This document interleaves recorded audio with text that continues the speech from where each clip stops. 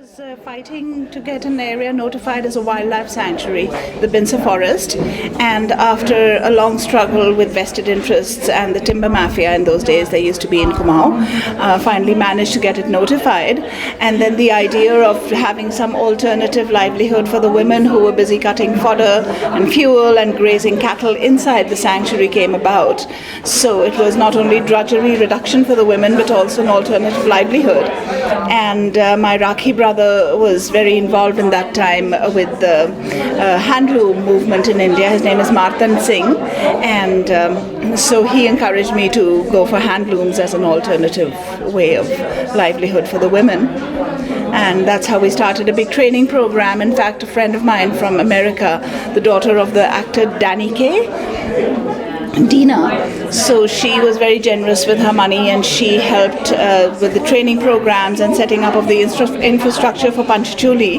And the whole process took about 8 or 9 years to actually get the women up to a certain level of weaving that I felt confident that now they don't need any more funding, and they can actually market their products and be a self-sufficient unit.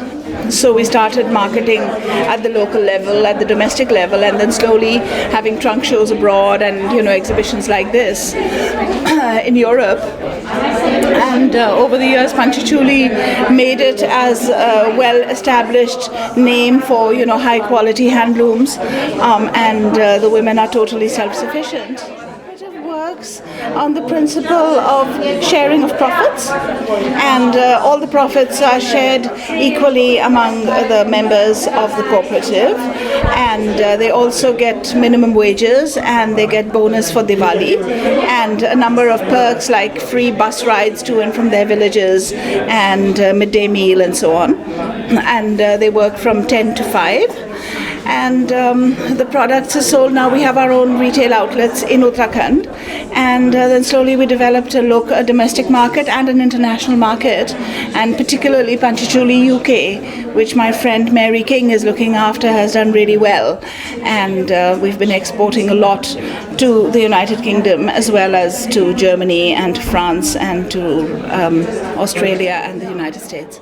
Better in the sense that the people actually get to actively participate in it. It's simpler to understand in a rural context, and it also has a lot of benefits as far as taxes are concerned. It's tax-free. Handlooms is tax-free. Cooperatives get a certain amount of reduction in sales taxes and things like that.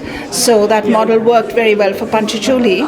But then gradually what we're planning to do is to convert it into a not-for-profit company, a Section 25 company, and to model Mandakini also along the same lines.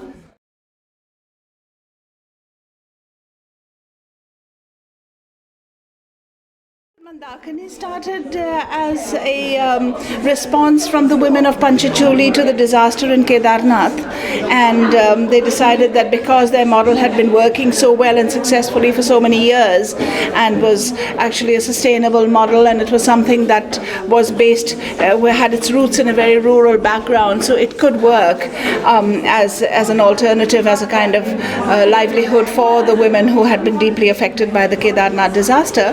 And so it was just basically a response from the heart from the women of Panchachuli, who then we all decided to go up and just have a look at what had happened. And this was 1.5 months after the floods, and everything was in a mess and people were totally traumatized, but slowly they started responding, and they started responding to the fact that it was village women who were coming in and saying, hey, look, we're just like you. There's no difference. You're from Garhwal, we are from Kumaon.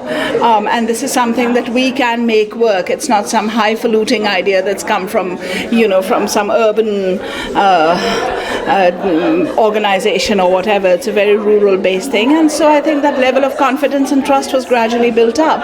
And the fact that they were actually creating something with their hands was very therapeutic for these women.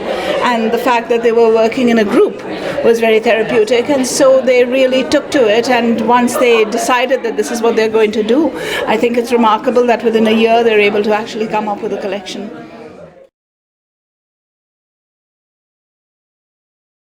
Kedarnath had a lot of pilgrims coming from all over the country, and the local men every summer during the peak pilgrim season would all go up to Kedarnath, working as either priests or muleteers or tea shop owners or porters, or just generally running errands and doing odd jobs. So the whole economy of that region was focused around Kedarnath and around the fact that the temple was generating so much of revenues and income for the people of that region, and to the extent that young boys would stop their education after class 10 and go to Kedarnath and earn a lot of money during the short summer season, and then just chill the whole year.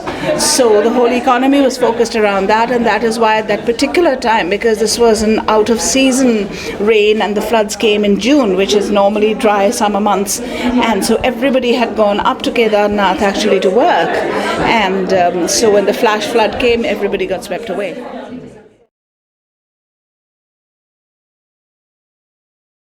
Work is extremely labor intensive. We deliberately make it so that everybody can get something to do. The old people, the infirm people, the younger people, the educated people.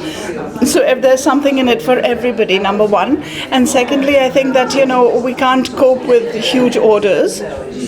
So it's better to develop a niche market, and it's better to develop a market where the product is unique. We know that the Panchachuli scarf is not going to be repeated, and it will not be made in China, for example. And then people have the satisfaction of having a product which has a wonderful story behind it, and from where the money that they spend on this product is actually going back to a community.